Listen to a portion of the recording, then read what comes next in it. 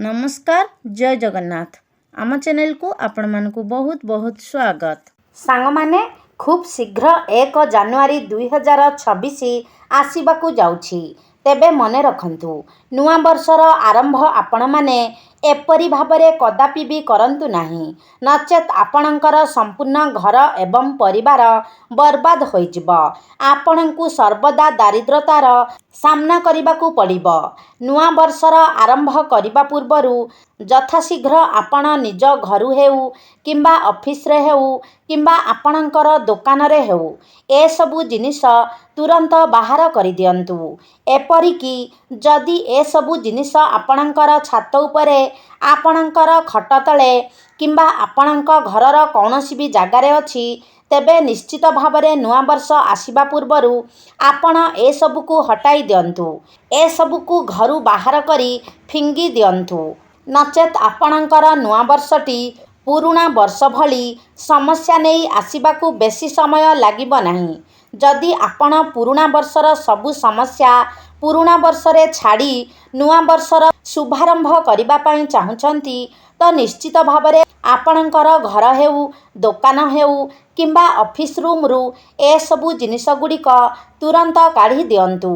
सांग माने से सबु जिनिस कौन अटे आपण माने भिडियोटी को स्किप न करी शेष पर्यंत निश्चय देखंतु, कारण एही भिडियोटी आपण मानक पई बहुत गुरुत्वपूर्ण अटे। सांग माने आपण माने देखिथिबे अनेक समय रे आमे माने जेते परिश्रम कले मध्य परिश्रम अनुसारे आमकू लाभ मिली न थाए, परिश्रम अनुसारे आमकू पारिश्रमिक मिली न थाए।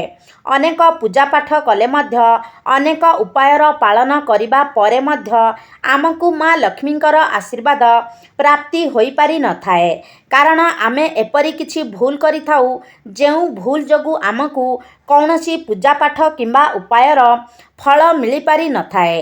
तेबे सांग माने जदि आपणक जीवन रे मध्य एपरी किछि घटना घटुछि तो आपण माने सतर्क होई जिबा उचित। जदि आपणक सहित एपरी किछि घटना घटुछि तो एथि प्रति आपण तुरंत ध्यान देबा उचित। जदि आपण सबु किछि ठीक भाबरे करूछंती ता परे भी आपणक सहित भूल हेउछि तो आपण थरे मात्र निजर घरे दृष्टि पकाइबा उचित। सांग माने अनेक समय रे एपरी होई थाए जे घरे रखिथिबा बहुत छोट छोट जिनिस जहा आमर समय को खराब करि देई थाए। भारतीय वास्तुशास्त्र अनुसारे आमे घरे कौन रखिबा उचित एवं घरे कौन न रखिबा उचित ताहा जानिबा आम समस्तंक पई जरूरी अटे। बेले बेले बहुत छोट जिनिसटिए एमिति कि गोटिए फूल कुंडटिए मध्य जहा केउठारे फाटी जाइथिबो किंबा कौनसी गोटे छोट पेन होइथिबो जहा भांगी की आपणक घरे पड़िथिबो मात्र आमे ता उपरे ध्यान देई न थाउ एवं एही गोटिए छोटिया वस्तु मध्य आमर भाग्य को दुर्भाग्य रे परिणत करि देई थाए एवं भविष्यत रे कौनसी एक बड़ विपत्तिर मध्य कारण बनी थाए।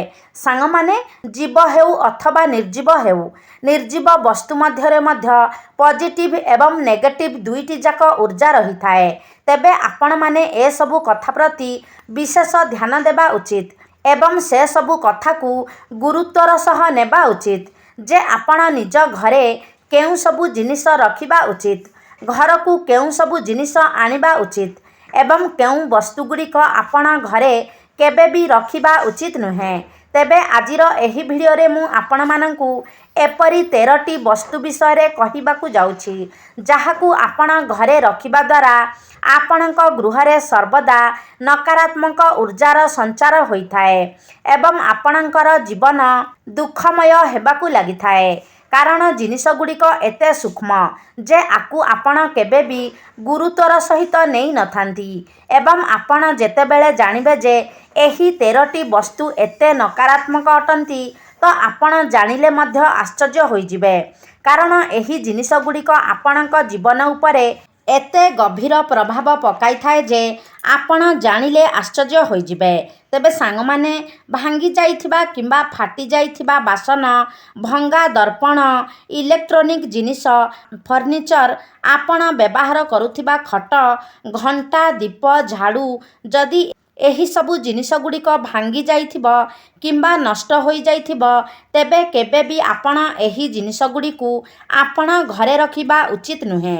କାରଣ ଏହି ଜିନିଷ ଗୁଡ଼ିକ ଯଦି ଭାଙ୍ଗି ଯାଇଥାଏ କିମ୍ବା ଖରାପ ହୋଇଯାଇଥାଏ, ତ ଏଗୁଡ଼ିକ ଆପଣଙ୍କ ଗୃହରେ ନକାରାତ୍ମକ ଉର୍ଜାର ସଞ୍ଚାର କରିଥାଏ ଏବଂ ଆପଣଙ୍କୁ ସର୍ବଦା ମାନସିକ ଦୁଶ୍ଚିନ୍ତା ଦେଇ ମଧ୍ୟ ଗତି କରିବାକୁ ପଡ଼ିଥାଏ। ଏବଂ ଏପରି ମଧ୍ୟ ମାନାଯାଇଥାଏ ଯେ ଏସବୁରୁ ବାସ୍ତୁଦୋଷ ମଧ୍ୟ ଉତ୍ପନ୍ନ ହୋଇଥାଏ। ମା ଲକ୍ଷ୍ମୀଙ୍କର ଗୃହକୁ ଆଗମନରେ ଏସବୁ ଜିନିଷ ବାଧା ସୃଷ୍ଟି କରିଥାଏ। ଆପଣଙ୍କ ଗୃହକୁ ମା ଲକ୍ଷ୍ମୀ ପ୍ରବେଶ କରିନଥାନ୍ତି। ଏମିତିକି ଆପଣଙ୍କ ଘରେ ଛୋଟ ବଡ଼ ଯେଉଁ ଫଟୋଚିତ୍ର ଲଗାଇଥାନ୍ତି, ତାହା ମଧ୍ୟ ଆପଣଙ୍କୁ ପଜିଟିଭ୍ ନେଗେଟିଭ୍ ରେଜଲ୍ଟ ଦେଇଥାଏ। ସାଙ୍ଗମାନେ, ଆପଣମାନେ ଅନେକ ସମୟରେ ଦେଖିଥିବେ ଯେ କେତେକ ଲୋକ ନିଜ ଘରେ ତାଜମହଲର ଫଟୋଚିତ୍ର ଲଗାଇଥାନ୍ତି। ତେବେ ତାଜମହଲଟି କ'ଣ ଅଟେ? ତାଜମହଲକୁ ପ୍ରେମ ଏବଂ ଭଲ ପାଇବାର ପ୍ରତୀକ ମାନାଯାଇଥାଏ। କେବେ ବି ଏହା ଭଲ ପାଇବା ଏବଂ ପ୍ରେମର ପ୍ରତୀକ ହୋଇଥିଲେ ମଧ୍ୟ ଏହାକୁ ଘରେ ରଖିବା ଅନୁଚିତ ଅଟେ। କାରଣ ଶାହାଜାହାନ ନିଜ ପତ୍ନୀଙ୍କର କବର ସେଠାରେ ଖୋଳିକି ରଖିଛନ୍ତି, ଅର୍ଥାତ୍ ତାହା ଏକ ସମାଧି ଅଟେ। ଏବଂ ଯେହେତୁ ଏହା ଏକ ସମାଧିର ଫଟୋଚିତ୍ର ଅଟେ, ତେଣୁ ଏହାକୁ ଆପଣ ନିଜ ଘରେ କେବେ ବି ରଖିବା ଉଚିତ ନୁହେଁ। ଏହା ମୃତ୍ୟୁ ଏବଂ ଶୋକର କାରକ ହୋଇଥାଏ। ତେଣୁ ଭୁଲରେ ମଧ୍ୟ ଆପଣ କେବେ ବି ନିଜ ଘରେ ତାଜମହଲର ଫଟୋ କିମ୍ବା ଆପଣଙ୍କୁ କେହି ଗିଫ୍ଟ ଦେଇଥାଏ, ତେବେ ଏହାକୁ ରଖିବା ଉଚିତ ନୁହେଁ। ଦ୍ୱିତୀୟରେ, ଭଗବାନଙ୍କର ନଟରାଜ ମୂର୍ତ୍ତି। ତ ସାଙ୍ଗମାନେ, ଆପଣ ଦେଖିଥିବେ ଯେଉଁମାନେ ନୃତ୍ୟ କରନ୍ତି, ଯେଉଁମାନେ ନୃତ୍ୟାଙ୍ଗନା ଅଟନ୍ତି, ସେମାନେ ନିଜର ଘରେ ନଟରାଜଙ୍କର ମୂର୍ତ୍ତି ରଖିଥାନ୍ତି। ତେବେ ମନେ ରଖିବେ ଯେ ଆପଣଙ୍କ ଘରେ କେବେ ବି ନଟରାଜଙ୍କର ମୂର୍ତ୍ତି ରଖିବେ ନାହିଁ। ଯଦି ଆପଣଙ୍କର ଅଫିସ୍, ତ ଆପଣ ଅଫିସରେ ନଟରାଜଙ୍କର ମୂର୍ତ୍ତି ରଖିପାରିବେ। ନିଜ କାର୍ଯ୍ୟାନୁଷ୍ଠାନରେ ଆପଣ ଏହାକୁ ରଖିପାରିବେ। ମାତ୍ର ଘରେ କେବେ ବି ଆପଣ ନଟରାଜଙ୍କର ମୂର୍ତ୍ତି ରଖନ୍ତୁ ନାହିଁ। କାରଣ ଶିବ ଯେତେବେଳେ କ୍ରୋଧରେ ତାଣ୍ଡବ କରିଥିଲେ, ତାହା ହିଁ ହେଉଛି ନଟରାଜ ଅବତାର।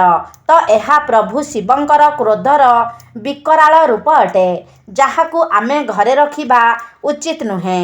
ସେହିଭଳି ଭାବରେ ରାମାୟଣ ହେଉ, ମହାଭାରତ ହେଉ କିମ୍ବା କୌଣସି ଯୁଦ୍ଧର ଫଟୋଚିତ୍ର ଘରେ ରଖିବା ଉଚିତ ନୁହେଁ। କିମ୍ବା କୌଣସି ଜଙ୍ଗଲୀ ଜୀବଜନ୍ତୁ ଏବଂ କୌଣସି ହିଂସ୍ର ପଶୁପକ୍ଷୀଙ୍କର ଫଟୋଚିତ୍ର ଆପଣ ଘରେ ରଖିବା ଉଚିତ ନୁହେଁ। ଏହା ବ୍ୟତୀତ କଣ୍ଟା ଜାତୀୟ ଗଛର ଫଟୋଚିତ୍ର କିମ୍ବା ବାସ୍ତବରେ କଣ୍ଟା ଜାତୀୟ ବୃକ୍ଷ ମଧ୍ୟ ଆପଣ ଗୃହରେ ରଖିବା ଉଚିତ ନୁହେଁ। ଏବଂ ଯେଉଁ ଗଛରୁ କ୍ଷୀର ବାହାରୁଥିବ, ଯଦି ଆପଣ ପତ୍ର ଭାଙ୍ଗି ଦିଅନ୍ତି ତ ସେଥିରୁ କ୍ଷୀର ବାହାରୁଥିବ, ତ ସେଭଳି ଗଛ ମଧ୍ୟ ଆପଣ ଘରେ ଲଗାଇବା ଉଚିତ ନୁହେଁ। କାରଣ ଏହି ଗଛଗୁଡ଼ିକ ମଧ୍ୟ ଆପଣଙ୍କ ଗୃହକୁ ଦୁର୍ଭାଗ୍ୟ ଆଣିଥାନ୍ତି।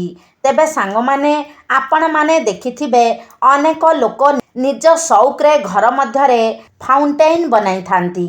ତେବେ ଆପଣ ଯେତେବେଳେ ଫାଉଣ୍ଟେନ୍ ବନାଉଛନ୍ତି, ତ ଦିଗ ପ୍ରତି ଆପଣଙ୍କୁ ବିଶେଷ ଧ୍ୟାନ ରଖିବାର ଅଛି। କେଉଁ ଦିଗରେ ଆପଣ ଫାଉଣ୍ଟେନ୍ ଲଗାଇବା ଉଚିତ? କାରଣ ଏଥିରୁ ଜଳ ବାହାରିଥାଏ। ତେବେ ସେଥିପାଇଁ ଆପଣଙ୍କୁ ଦିଗର ବିଶେଷ ଧ୍ୟାନ ରଖିବାକୁ ହୋଇଥାଏ। ତେବେ ତାହା ଭଲ ହୋଇଥାଏ ଯେ ଆପଣ ନିଜ ଘରେ ଫାଉଣ୍ଟେନ୍ ଲଗାଇବାଟା ହିଁ ଉଚିତ ନୁହେଁ। ସାଙ୍ଗମାନେ, ଏହିସବୁ ଜିନିଷ କିମ୍ବା ଏହିସବୁ ଫଟୋ ଗୁଡ଼ାକୁ ଯଦି ଆପଣ ବାରମ୍ବାର ଦେଖନ୍ତି, ତ ଏହା ଆପଣଙ୍କ ମନ ଭିତରେ ଏକ ନେଗେଟିଭ୍ ଉର୍ଜାର ସଞ୍ଚାର କରିଥାଏ। ଆପଣଙ୍କ ମନରେ ନକାରାତ୍ମକ ଚିନ୍ତାଧାରାର ବିକାଶ ହୋଇଥାଏ, ଯାହାଫଳରେ ଆପଣଙ୍କ ଜୀବନରେ ଭଲ ଘଟଣା ଘଟିବା ବନ୍ଦ ହୋଇଯାଇଥାଏ ଏବଂ ଆପଣଙ୍କ ଜୀବନରେ ବହୁତ ଖରାପ ଖରାପ ଘଟଣା ଘଟିବାକୁ ଲାଗିଥାଏ। ମନୁଷ୍ୟ ଧୀରେ ଧୀରେ ଡିପ୍ରେସନକୁ ଚାଲିଯାଇଥାଏ। ଆପଣଙ୍କର ମନ ସବୁବେଳେ ବିଚଳିତ ହୋଇଥାଏ, ଯାହାଫଳରେ କୌଣସି କାର୍ଯ୍ୟରେ ଆପଣଙ୍କ ମନ ଲାଗିନଥାଏ ଏବଂ ଆପଣଙ୍କର ସବୁ କାମ ଖରାପ ହେବାକୁ ଲାଗିଥାଏ। ସାଙ୍ଗମାନେ, ଆପଣମାନେ କେବେ ବି ଘରେ ବୁଡ଼ି ଯାଉଥିବା ଜାହାଜର ଫଟୋଚିତ୍ର କିମ୍ବା ଶୋପିସ୍ ମଧ୍ୟ ରଖିବେ ନାହିଁ, କାରଣ ଏହା ଆପଣଙ୍କ ଭାଗ୍ୟକୁ ଦୁର୍ଭାଗ୍ୟରେ ବଦଳାଇ ଦେଇଥାଏ। ଆପଣଙ୍କର ଲୋକମାନଙ୍କ ସହିତ ସମ୍ପର୍କ ଖରାପ ହେବାକୁ ଲାଗିଥାଏ। ତ ସାଙ୍ଗମାନେ, ଆପଣ ଯେତେବେଳେ ବି କୌଣସି ଫଟୋଚିତ୍ର ଲଗାଉଛନ୍ତି ତ ସେଥିପ୍ରତି ଆପଣ ବିଶେଷ ରୂପରେ ଧ୍ୟାନ ଦେବା ଉଚିତ। ଯଦି ଆପଣ ଏପରି କିଛି ଫଟୋଚିତ୍ର ଲଗାଇଛନ୍ତି ଯେଉଁଥିରେ ଶୁଖିଲା ଗଛର ଚିତ୍ର ରହିଛି କିମ୍ବା ମରିଯାଇଥିବା ଗଛର ଚିତ୍ର ରହିଛି ଏବଂ ମାନବଶୂନ୍ୟ ଜାଗା ରହିଛି କିମ୍ବା କାନ୍ଦୁଥିବା କୌଣସି ଝିଅର ଫଟୋଚିତ୍ର ରହିଛି, ଭାଙ୍ଗି ଯାଇଥିବା ଘର, ଶୁଖିଯାଇଥିବା ପାହାଡ଼, ଶୁଖିଯାଇଥିବା ଫୁଲ, ଏଭଳି ଯଦି କିଛି ବି ବସ୍ତୁ କୌଣସି ଫଟୋଚିତ୍ରରେ ରହିଥାଏ ତ ଏସବୁକୁ କେବେ ବି ଆପଣ ଘରେ ରଖିବା ଉଚିତ ନୁହେଁ। ତ ସାଙ୍ଗମାନେ, ଏହା ଥିଲା କେବଳ ଫଟୋଚିତ୍ର। ତ କେଉଁ ଫଟୋଚିତ୍ରକୁ ଆପଣ ଘରେ ନ ରଖିବା ଉଚିତ? ଏବେ ଆସନ୍ତୁ ଜାଣିବା ଅନ୍ୟ କିଛି ବସ୍ତୁ ବିଷୟରେ। ତ ସାଙ୍ଗମାନେ, ଅନେକ ସମୟରେ ଆପଣମାନେ ଦେଖିଥିବେ ଆପଣଙ୍କର ଆଲମାରୀ ହେଉ କିମ୍ବା ପୁଟୁଳି ବନାଇକି ଆପଣ ନିଜର ପୁରୁଣା ବସ୍ତ୍ରଗୁଡ଼ିକ ଏଠି ସେଠି ପକାଇ ଦେଇଥାନ୍ତି। କାରଣ ଆପଣ ଯେଉଁ ନୂଆ ବସ୍ତ୍ର କିଣିଥାନ୍ତି ତାକୁ ଆପଣ ତ ସଜାଡ଼ିକି ରଖିଦେଇଥାନ୍ତି, କିନ୍ତୁ ଆପଣଙ୍କର ଯେଉଁ ପୁରୁଣା ବସ୍ତ୍ର ଥାଏ ତାକୁ ଆପଣ ଏଣେତେଣେ ପକାଇ ଦେଇଥାନ୍ତି। କେଉଁଠାରେ ପୁଟୁଳି ବନାଇକି ହେଉ କିମ୍ବା ନିଜର ଆଲମାରୀରେ ଏଣେତେଣେ କରିକି ହେଉ ତାକୁ ଅଯତ୍ନ ସହକାରେ ପକାଇ ଦେଇଥାନ୍ତି। ଅନେକ ବ୍ୟକ୍ତି ନିଜର ବ୍ୟବହାର ହେଉନଥିବା ବସ୍ତ୍ରଗୁଡ଼ିକୁ ନିଜର ଆଲମାରୀରେ ସାଇଡ଼ରେ ମଧ୍ୟ ରଖିଦେଇଥାନ୍ତି। ତାହା ଭଲ କପଡ଼ା ହେଉ କିମ୍ବା ଫାଟିଯାଇଥିବା କପଡ଼ା ହେଉ। ତେବେ ମନେ ରଖନ୍ତୁ, ବ୍ୟବହାର ହେଉନଥିବା ବସ୍ତ୍ରକୁ ଆପଣ ଏଣେତେଣେ ପକାଇବା ଉଚିତ ନୁହେଁ, କାରଣ ଏହା ଆପଣଙ୍କ ଗୃହରେ ନକାରାତ୍ମକ ଶକ୍ତି ସୃଷ୍ଟି କରିବାରେ ଏକ ମୁଖ୍ୟ ଭୂମିକା ଗ୍ରହଣ କରିଥାଏ ଏବଂ ଏହା ଏତେ ଖରାପ ଉର୍ଜା ନିର୍ମାଣ କରିଥାଏ ଯାହାର ଅଧିକ ପ୍ରଭାବ ଆପଣଙ୍କ ଘରର ମୁରବୀଙ୍କ ଉପରେ ଅଧିକ ପଡ଼ିଥାଏ। ତ ସାଙ୍ଗମାନେ, ଏପରି ପରିସ୍ଥିତିରେ ଆପଣ ଯଦି ପାରିବେ ତ ଯେଉଁ ବସ୍ତ୍ରଗୁଡ଼ିକ ଆପଣ ବ୍ୟବହାର କରୁନାହାନ୍ତି ତ ସେଗୁଡ଼ିକୁ ଆପଣ ଚାହିଁଲେ କାହାକୁ ଦାନ କରିଦେଇପାରିବେ କିମ୍ବା ଅନ୍ୟ କିଛି କାମରେ ଆପଣ ବ୍ୟବହାର କରିପାରିବେ। ମାତ୍ର ବସ୍ତ୍ରଗୁଡ଼ିକୁ ଏଣେତେଣେ ପକାଇବା ଉଚିତ ନୁହେଁ କିମ୍ବା ପୁଟୁଳି ବନାଇକି ଏଣେତେଣେ ପକାଇବା ଉଚିତ ନୁହେଁ।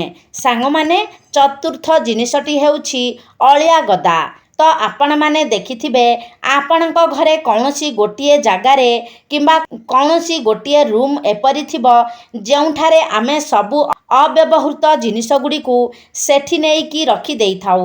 ତାହା ଆପଣଙ୍କର ପୁରୁଣା ଜୋତା ଚପଲ ହେଉ, ପୁରୁଣା ବସ୍ତ୍ର ହେଉ କିମ୍ବା ଆପଣଙ୍କ ଘରର କୌଣସି ଭାଙ୍ଗିଯାଇଥିବା ଜିନିଷ ହେଉ କିମ୍ବା ଖରାପ ହୋଇଯାଇଥିବା ଇଲେକ୍ଟ୍ରୋନିକ୍ ବସ୍ତୁ ହେଉ, ଭାଙ୍ଗିଯାଇଥିବା ଫାଟିଯାଇଥିବା ବାସନ ହେଉ, ପୁରୁଣା ଖବରକାଗଜ ହେଉ, ଏହିସବୁ ଜିନିଷକୁ ଆପଣ ଘରେ ଗୋଟିଏ ଜାଗାରେ ନ ରଖି ଏସବୁ ଜିନିଷ ଆପଣ ଘରୁ ବାହାର କରିଦେବା ଉଚିତ। କାରଣ ଯେଉଁ ଜିନିଷଗୁଡ଼ିକ ଖରାପ ହୋଇଯାଇଥାଏ, ଭାଙ୍ଗି ଯାଇଥାଏ, ନଷ୍ଟ ହୋଇଯାଇଥାଏ, ସେସବୁ ଜିନିଷଗୁଡ଼ିକ ଯଦି ଆମେ ଘରେ ରଖୁ ତେବେ ତାହା ଘରେ କେବଳ ନକାରାତ୍ମକ ଉର୍ଜା ହିଁ ସୃଷ୍ଟି କରିଥାଏ। ତ ଏଭଳି ବସ୍ତୁ ଯଦି ଆପଣ ନିଜ ଘରର ଛାତ ଉପରେ, ଆପଣଙ୍କର ବାଲକୋନିରେ କିମ୍ବା ଘରର କୌଣସି ଜାଗାରେ ଏକାଠି କରିକି ରଖିଛନ୍ତି ତ ସାଙ୍ଗମାନେ, ଆପଣମାନେ ନିଶ୍ଚିତ ଭାବରେ ଲକ୍ଷ୍ୟ କରିଥିବେ ଯେ ଆପଣଙ୍କ ଗୃହରେ ସର୍ବଦା ଆର୍ଥିକ ସଙ୍କଟ ଦେଖା ଦେଉଥିବ।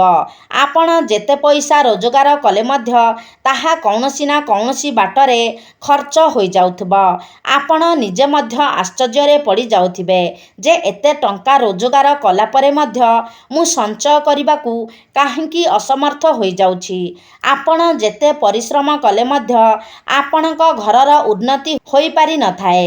ବିଶେଷ କରି ଆପଣମାନେ ଲକ୍ଷ୍ୟ କରିବେ ଯେ ଆପଣଙ୍କ ଘରର ମୁରବୀ ସର୍ବଦା ତାଙ୍କର ସ୍ୱାସ୍ଥ୍ୟରେ କିଛି ନା କିଛି ବେମାରରେ ପୀଡ଼ିତ ରହୁଥିବେ।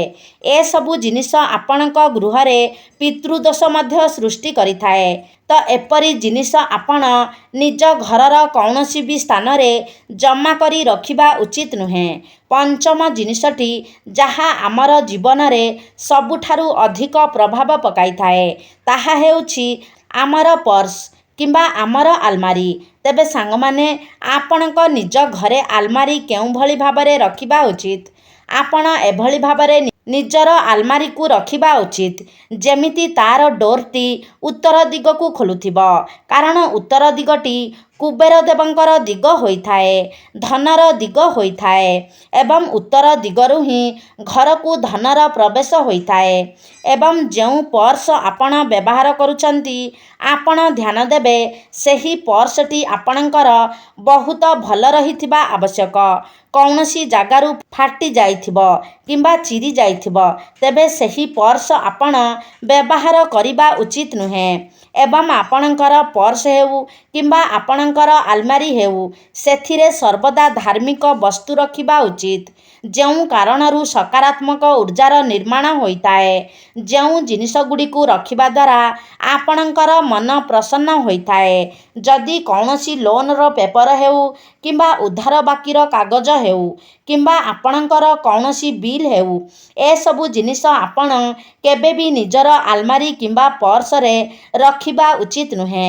ପର୍ସରେ ଚାବି ରଖିବା ମଧ୍ୟ ଉଚିତ ନୁହେଁ କିମ୍ବା କୌଣସି ପ୍ରକାରର ଅପବିତ୍ର ବସ୍ତୁ ମଧ୍ୟ ରଖିବା ଉଚିତ ନୁହେଁ।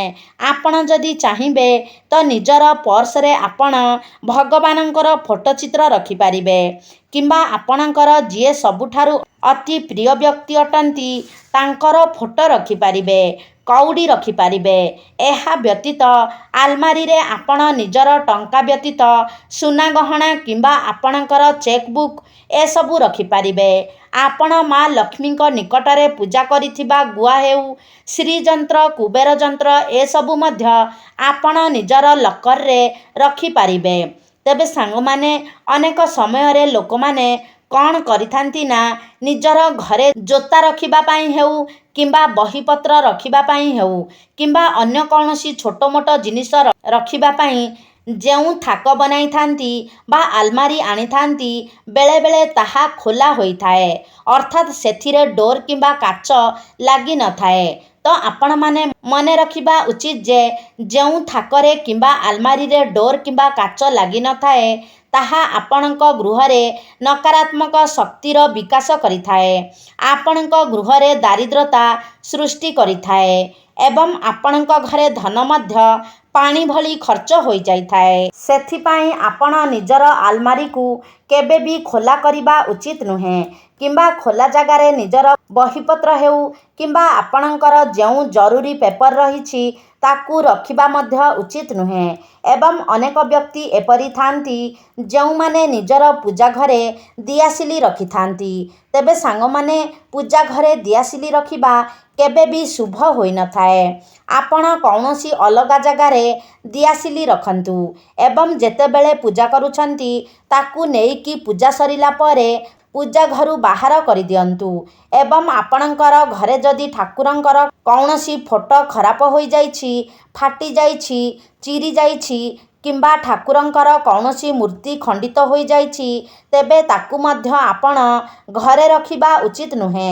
ଯଦି ଆପଣ ଏପରି ବସ୍ତୁ ନିଜ ଘରେ ରଖୁଛନ୍ତି ତ ଏହା ଆପଣଙ୍କର ଆର୍ଥିକ ହାନିର କାରକ ହୋଇଥାଏ, ଆପଣଙ୍କର ଅର୍ଥହାନିର ଏହା କାରଣ ହୋଇଥାଏ। ଏସବୁକୁ ଆପଣ କୌଣସି ପବିତ୍ର ନଦୀରେ ବିସର୍ଜନ କରିଦେବା ଉଚିତ। ଏବଂ ଦେବୀ ଦେବତାଙ୍କର ଚିତ୍ରକୁ ଆପଣ ନିଜ ଘରର ଯେଉଁଠି ନାହିଁ ସେଇଠି ଲଗାଇବା ଉଚିତ ନୁହେଁ, କାରଣ ଦେବୀ ଦେବତାଙ୍କର ମୂର୍ତ୍ତି ଚିତ୍ରର ସଂଖ୍ୟା ଏବଂ ସ୍ଥାନ ନିର୍ଦ୍ଧାରିତ ହୋଇଥାଏ ଏବଂ ଭଗବାନଙ୍କର ଯେଉଁ ମୂର୍ତ୍ତି ହୋଇଥାଏ ତାକୁ କେବେ ବି ଆପଣ ଶୋ-ପିସ୍ ଭଳି ବ୍ୟବହାର କରିବା ଉଚିତ ନୁହେଁ। ବେଳେବେଳେ ଆପଣମାନେ ଦେଖିଥିବେ ଯେ କିଛି ବ୍ୟକ୍ତି ଦେବୀ ଦେବତାଙ୍କର ବହୁତ ସାରା ଶୋ-ପିସ୍ ଏକାଠି କରି ରଖିଥାନ୍ତି। ଜଣେ ଦେବାଦେବୀଙ୍କର ଅନେକ ଗୁଡ଼ିଏ ଶୋ-ପିସ୍ କିମ୍ବା ଫଟୋ ଚିତ୍ର ରଖିଥାନ୍ତି। କିଛି ଆପଣଙ୍କୁ ଗିଫ୍ଟ ମିଳିଥାଏ ତ କିଛି ଆପଣଙ୍କୁ ପସନ୍ଦ ହୋଇଥାଏ ତ ଆପଣ କିଣିକି ଆଣିଥାନ୍ତି। ତେବେ ଏପରି କେବେ ବି କରିବା ଉଚିତ ନୁହେଁ, କାରଣ ଏହା ଆପଣଙ୍କ ଗୃହରେ ବାସ୍ତୁଦୋଷର ନିର୍ମାଣ କରିଥାଏ। ଏହା ବ୍ୟତୀତ ଆପଣ ଯେତେବେଳେ ପୂଜାରେ ଫୁଲର ବ୍ୟବହାର କରୁଛନ୍ତି, ସେତେବେଳେ ଛିଣ୍ଡି ଯାଇଥିବା ଫୁଲ କିମ୍ବା ଝାଉଁଳି ଯାଇଥିବା ଫୁଲ ମଧ୍ୟ ଠାକୁରଙ୍କୁ ଦେବା ଉଚିତ ନୁହେଁ। ଏମିତିକି ଯଦି ଆପଣ ନିଜ ଘରକୁ ନଜରରୁ ବଞ୍ଚାଇବା ପାଇଁ କିମ୍ବା ଦୋକାନରେ ଆପଣ ଲେମ୍ବୁ ଲଙ୍କା ଟାଙ୍ଗୁଛନ୍ତି ତ ତ ପ୍ରତି ରବିବାର ଦିନ ଆପଣ ଏହାକୁ ବଦଳାଇବା ଉଚିତ ଏବଂ ଶନିବାର ଦିନ ଆପଣ ନୂଆ ଲେମ୍ବୁ ଲଙ୍କା ଟାଙ୍ଗନ୍ତୁ ଏବଂ ରବିବାର ଦିନ ଆପଣ ତାକୁ ବାହାର କରିଦିଅନ୍ତୁ। ତ ସାଙ୍ଗମାନେ, ତ ଏପରି ବହୁତ ସାରା ଛୋଟ ଛୋଟ ଜିନିଷ ଅଛି ଯେଉଁଗୁଡ଼ିକ କି ଆମେ ଅଣଦେଖା କରିଦେଇଥାଉ, କାରଣ ଆମେ ଜାଣିଥାଉ କି ଏସବୁ ଜିନିଷ ଛୋଟ ଜିନିଷ ଅଟେ। ଏସବୁ ଏତେ ବି ଆମେ ଯତ୍ନ ନେବା ଉଚିତ ନୁହେଁ କିମ୍ବା ଏସବୁରେ ଧ୍ୟାନ ଦେବାର କୌଣସି ଆବଶ୍ୟକତା ନାହିଁ। ମାତ୍ର ମନେ ରଖିବେ ଯେ ଏହି ଛୋଟ ଛୋଟ ଜିନିଷଗୁଡ଼ିକ ଆପଣଙ୍କ ଜୀବନରେ ବହୁତ ବଡ଼ ପରିବର୍ତ୍ତନ ଆଣିଥାଏ। ଏଭଳି ପରିବର୍ତ୍ତନ ଯାହା ଆପଣଙ୍କ ଜୀବନକୁ ବର୍ବାଦ କରିଦେଇଥାଏ। ଏମିତିକି ଯଦି ଆପଣଙ୍କ ଘରେ ଭାଙ୍ଗି ଯାଇଥିବା ଚେୟାର, ଟେବୁଲ କିମ୍ବା ସୋଫା ସେଟ୍ ଅଛି ତ ତାକୁ ମଧ୍ୟ ଆପଣ ଘରୁ ବାହାର କରିଦେବା ଉଚିତ। କୌଣସି ବି ଭାଙ୍ଗି ଯାଇଥିବା ବସ୍ତୁ ଘରେ ରଖିବା କେବେ ବି ଶୁଭ ହୋଇନଥାଏ, କାରଣ ଏହା ଆପଣଙ୍କର ଧନ ଆସିବାର ରାସ୍ତାକୁ ଏବଂ ଆପଣଙ୍କର ଉନ୍ନତି ପଥରେ ବାଧା ସୃଷ୍ଟି କରିଥାଏ। ଆଉ ଗୋଟିଏ ଛୋଟିଆ ଜିନିଷ ଯାହାକି ଆମେ ଘରେ ସେତେଟା ଧ୍ୟାନ ଦେଇନଥାଉ, ତାହା ହେଉଛି ବୁଢ଼ିଆଣୀ ଜାଲ, ଯାହାକି ଘରେ ରହିବା ବହୁତ ଅଶୁଭ ହୋଇଥାଏ। ଆପଣ ଘରର କୌଣସି ବି ଜାଗାରେ ବୁଢ଼ିଆଣୀ ଜାଲ ହେବାକୁ ଦିଅନ୍ତୁ ନାହିଁ, କାରଣ ଆପଣ ଯେତେ ପାରିବେ ସବୁବେଳେ ଘରକୁ ସଫା କରିବା ପାଇଁ ଚେଷ୍ଟା କରନ୍ତୁ। ଯେଉଁଠାରେ ବୁଢ଼ିଆଣୀ ଜାଲ ଲାଗୁଛି ତାକୁ ତୁରନ୍ତ ସଫା କରିଦିଅନ୍ତୁ, କାରଣ ବୁଢ଼ିଆଣୀ ଜାଲରେ ଅଲକ୍ଷ୍ମୀଙ୍କର ବାସ ହୋଇଥାଏ, ନକାରାତ୍ମକ ଶକ୍ତିର ବାସ ହୋଇଥାଏ। ଯଦି ବାରମ୍ବାର ଆପଣଙ୍କ ଗୃହରେ ବୁଢ଼ିଆଣୀ ଜାଲ ଲାଗୁଛି ତ ଆପଣ ଜାଣିନେବା ଉଚିତ ଯେ ଆପଣଙ୍କ ଗୃହକୁ ବାରମ୍ବାର ସଙ୍କଟ ଆସୁଛି। ଆପଣଙ୍କର ଭଲ ଦିନ ମଧ୍ୟ ଏହାଦ୍ୱାରା ଖରାପ ଦିନରେ ପରିଣତ ହୋଇଯାଇପାରେ। ସେଥିପାଇଁ ଯଦି କୌଣସି ବି ଜାଗାରେ ଆପଣ ବୁଢ଼ିଆଣୀ ଜାଲ ଦେଖୁଛନ୍ତି ତ ତାକୁ ତୁରନ୍ତ ହିଁ ସଫା କରିଦେବା ଉଚିତ। ସାଙ୍ଗମାନେ, ଆପଣମାନେ ଜାଣିଥିବେ ବର୍ତ୍ତମାନ ଯୁଗରେ ପ୍ଲାଷ୍ଟିକର ବ୍ୟବହାର ବହୁତ ଅଧିକ ବଢ଼ିଯାଇଛି। ବିଶେଷ କରି ଆମର ରୋଷେଇ ଘରେ, ଆମେ ରୋଷେଇ ଘରେ ଯେଉଁ ସବୁ ଡବାରେ ଜିନିଷ ରଖିଥାଉ କିମ୍ବା ଏମିତିକି ଚାମଚ ହେଉ, ଆମର ମସଲା ରଖିବା ଡବା ହେଉ, ଯାହା ବି ହେଉ, ତେବେ ଆପଣମାନେ ଜାଣି ରଖିବା ଉଚିତ ଯେ ପ୍ଲାଷ୍ଟିକର ଅଧିକତମ ବ୍ୟବହାର କିମ୍ବା ପ୍ଲାଷ୍ଟିକ ଜିନିଷ ଯଦି ଆପଣ ଅଧିକ ମାତ୍ରାରେ ରଖିଛନ୍ତି ତେବେ ଏହା ମଧ୍ୟ ଆପଣଙ୍କ ଘରେ ନକାରାତ୍ମକତା ସୃଷ୍ଟି କରିଥାଏ।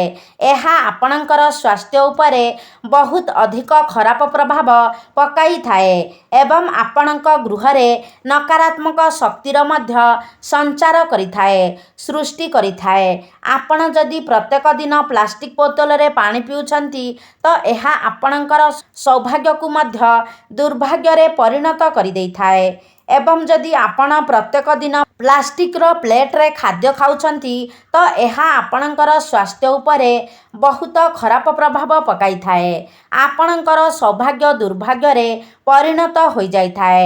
ଆପଣ ଯଦି ପ୍ରତ୍ୟେକ ଦିନ ପିତ୍ତଳ କିମ୍ବା ତମ୍ବା ପାତ୍ରରେ ପାଣି ରଖି ଏବଂ ପିତ୍ତଳ କିମ୍ବା ତମ୍ବା ଗ୍ଲାସରେ ପାଣି ପିଉଛନ୍ତି ତ ଏହାର ବହୁତ ସକାରାତ୍ମକ ପ୍ରଭାବ ଆପଣଙ୍କର ସ୍ୱାସ୍ଥ୍ୟ ଉପରେ ପଡ଼ିଥାଏ, କାରଣ ପ୍ଲାଷ୍ଟିକ ବସ୍ତୁରେ ବହୁତ ବିଷାକ୍ତ କେମିକାଲ ରହିଥାଏ, ଯାହାଦ୍ୱାରା ଆପଣ ସେଥିରେ ଯଦି ପାଣି ପିଉଛନ୍ତି କିମ୍ବା ଖାଦ୍ୟ ଖାଉଛନ୍ତି ତ ସେହି ବିଷାକ୍ତ ଜିନିଷ ମଧ୍ୟ ଆପଣଙ୍କର ଶରୀରକୁ ଯାଇଥାଏ, ଯାହାକି ସ୍ଲୋ ପଏଜନ୍ ଭଳି କାର୍ଯ୍ୟ କରିଥାଏ।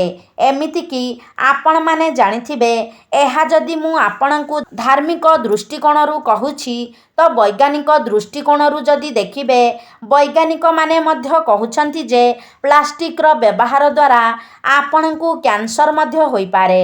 ଯଦି ଆପଣ ଖାଦ୍ୟ ଖାଉଛନ୍ତି କିମ୍ବା ପାଣି ପିଉଛନ୍ତି, ଆପଣ ତାହା ପ୍ଲାଷ୍ଟିକ ଜିନିଷରେ ଖାଉଛନ୍ତି କିମ୍ବା ପିଉଛନ୍ତି, ଦିନେ ନା ଦିନେ ତାହା କ୍ୟାନ୍ସରର ରୂପ ନେଇପାରେ। ମନେ ରଖିବେ ସାଙ୍ଗମାନେ, ଘରର ଆଖପାଖରେ ଯଦି ଶୁଖିଯାଇଥିବା ଗଛ, ଅପରିଷ୍କାର ପୋଖରୀ କିମ୍ବା ଶ୍ମଶାନ ରହିଥାଏ ତେବେ ବହୁତ ଖରାପ ପ୍ରଭାବ ଆପଣଙ୍କର ଘର ଉପରେ ପଡ଼ିଥାଏ ଏବଂ ଆପଣ ମନେ ରଖିବେ ଯେ ନିଜର ଘରର ମୁଖ୍ୟ ଦ୍ୱାରକୁ ସର୍ବଦା ପରିଷ୍କାର ପରିଚ୍ଛନ୍ନ କରି ରଖିବା ଉଚିତ ଏବଂ ମୁଖ୍ୟ ଦ୍ୱାର ଉପରେ ସର୍ବଦା ଭଲ ଭାବରେ ଖରା ପଡ଼ୁଥିବା ଉଚିତ। ଆପଣଙ୍କ ପ୍ରବେଶ ଦ୍ୱାରକୁ ସର୍ବଦା ଯେତେ ପାରିବେ ସେତେ ଅଧିକ ପରିଷ୍କାର ପରିଚ୍ଛନ୍ନ ଏବଂ ସୁନ୍ଦର ରଖିବା ପାଇଁ ଚେଷ୍ଟା କରନ୍ତୁ, କାରଣ ଆପଣଙ୍କର ପ୍ରବେଶ ଦ୍ୱାର ଦେଇ ହିଁ ମା ଲକ୍ଷ୍ମୀ ଆପଣଙ୍କ ଗୃହକୁ ଆଗମନ କରିଥାନ୍ତି ଏବଂ ମା ଲକ୍ଷ୍ମୀ ବହୁତ ଅଧିକ ସ୍ୱଚ୍ଛତା ପ୍ରିୟ ହୋଇଥାନ୍ତି। ମୁଖ୍ୟ ଦ୍ୱାରରେ ଆପଣ ହଳଦୀ ପାଣି ଛିଞ୍ଚିବା ଉଚିତ, ଗଙ୍ଗାଜଳ ଛିଞ୍ଚିବା ଉଚିତ, ପ୍ରତ୍ୟେକ ଦିନ ଗୋବର ପାଣି ମଧ୍ୟ ଛିଞ୍ଚିବା ଉଚିତ। ଏହାଦ୍ୱାରା ମୁଖ୍ୟ ଦ୍ୱାର ପବିତ୍ର ରହିଥାଏ ଏବଂ ଗୃହରେ ସକାରାତ୍ମକ ଉର୍ଜାର ସଞ୍ଚାର ହୋଇଥାଏ। ଏହା ସହିତ ଆଉ ଗୋଟେ ଜିନିଷ ଉପରେ ଆପଣଙ୍କୁ ବିଶେଷ ଧ୍ୟାନ ରଖିବାର ଅଛି। ସେସବୁ ପ୍ରକାରର ବାସ୍ତୁଦୋଷକୁ ନଷ୍ଟ କରିବା ପାଇଁ ପ୍ରତ୍ୟେକ ବ୍ୟକ୍ତି ନିଜର ଅଗଣାରେ ତୁଳସୀ ଗଛ ଲଗାଇବା ଉଚିତ। ଘରର ନୈରୁଧ୍ୟ କୋଣ କିମ୍ବା ଦକ୍ଷିଣ ପଶ୍ଚିମ କୋଣ ଯାହାକୁ କୁହାଯାଏ, ସେଠାରେ ଆପଣ କେବେ ବି ଅନ୍ଧାର କରି ରଖିବେ ନାହିଁ। ବାୟବ୍ୟ କୋଣ ଯାହାକି ଉତ୍ତର ପଶ୍ଚିମ କୋଣ, ସେଠାରେ ଆପଣ ଅଧିକ ଲାଇଟ୍ ଆସୁଥିବା ଲାଇଟ୍ ଲଗାଇବା ଉଚିତ ନୁହେଁ। ତ ଆପଣ ନିଜ ଘରେ ଯଦି ଏହି ଛୋଟ ଛୋଟ କଥାକୁ ବି ଧ୍ୟାନ ଦିଅନ୍ତି ତ କେବେ ବି ଆପଣଙ୍କ ଘରେ ଧନର ସମସ୍ୟା ଦେଖାଯାଇ ନଥାଏ, ସ୍ୱାସ୍ଥ୍ୟଜନିତ ସମସ୍ୟା ଦେଖାଯାଇ ନଥାଏ କିମ୍ବା ଆପଣଙ୍କର ଉନ୍ନତିରେ କେବେ ବାଧା ମଧ୍ୟ ଆସିନଥାଏ। ତ ନିହାତି ଭାବରେ ଏହିସବୁ ଜିନିଷ ପ୍ରତି ଧ୍ୟାନ ଦେବା ଉଚିତ, ଯାହାଫଳରେ ଆପଣ ନିଜ ଜୀବନରେ ବହୁତ ଅଧିକ ଉନ୍ନତି କରିପାରିବେ ଏବଂ ଗୃହରେ କେବେ ବି ଅଯଥା ସମସ୍ୟା ମଧ୍ୟ ଦେଖାଦେବ ନାହିଁ। ଏହା ସହିତ ଆପଣ ନିଜର କର୍ମକୁ ମଧ୍ୟ ସର୍ବଦା ଠିକ୍ ରଖିବା ଉଚିତ। ଅନ୍ୟ ଲୋକମାନଙ୍କର ନିନ୍ଦା ଅପମାନ ଏସବୁଠାରୁ ନିଜକୁ ବଞ୍ଚାଇ ରଖନ୍ତୁ। ଏସବୁରେ ଆପଣ କେବେ ବି ପଡ଼ିବା ଉଚିତ ନୁହେଁ ଏବଂ ସବୁବେଳେ ଧର୍ମର ରାସ୍ତାରେ ପରିଚାଳିତ ହେବା ଉଚିତ। ତେବେ ସାଙ୍ଗମାନେ, ଆଶା କରୁଛି ଆଜିର ଭିଡ଼ିଓଟି ଆପଣମାନଙ୍କୁ ନିଶ୍ଚିତ ଭାବରେ ଭଲ ଲାଗିଥିବ। ଯଦି ଭଲ ଲାଗିଛି ତାହେଲେ ଲାଇକ୍ କରନ୍ତୁ, ସେୟାର କରନ୍ତୁ। ଆମ ଚ୍ୟାନେଲକୁ ଯଦି ସବସ୍କ୍ରାଇବ୍ କରିନାହାନ୍ତି ତାହେଲେ ସବସ୍କ୍ରାଇବ୍ କରିଦିଅନ୍ତୁ।